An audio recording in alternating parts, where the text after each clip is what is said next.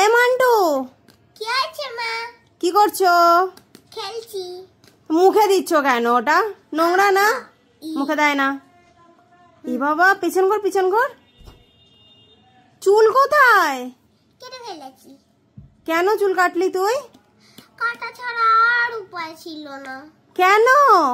অনেক কষ্টেই তো বড় করেছিলাম, আর আমার কাটার ইচ্ছাও ছিল না, কিন্তু আমার বাধ্য হয়ে কাটতেই হলো।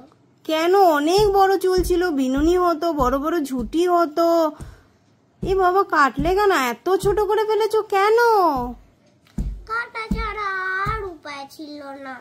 কেন সেটা তো বলো। অনেক দিন তো লাগলো বড় করতে। অনেক দিনই তো লাগলো, আর আমার তো কাটার ইচ্ছেও ছিল না। তাহলে কাটলে কেন? কি করব, কাটা ছাড়া তো আর উপায় ছিলই না। কেন কাটলে সেটা তো বলো। কেন কি, আমার খুবই গরম লাগছিল, খুবই গরম লাগছিল। আমি জ্বরটা ছাড়াতে পারছিলাম না, শ্যাম্পু করতেও খুব অসুবিধা হচ্ছিল। তাই? হ্যাঁ তাহলে চুলটা কেটে ফেললি? হ্যাঁ। এত বড় চুলটাকে ওইটুখানি করে ফেললি? ঘাড়ের উপরে তুলে ফেললি? দেখা পেছনটা দেখা দেখা। তাও ভালো লাগছে কিন্তু ছোট করলেও।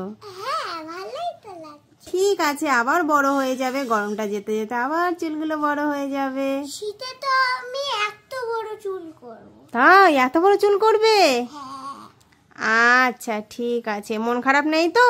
না না, ভালো লাগছে, ঠিক আছে।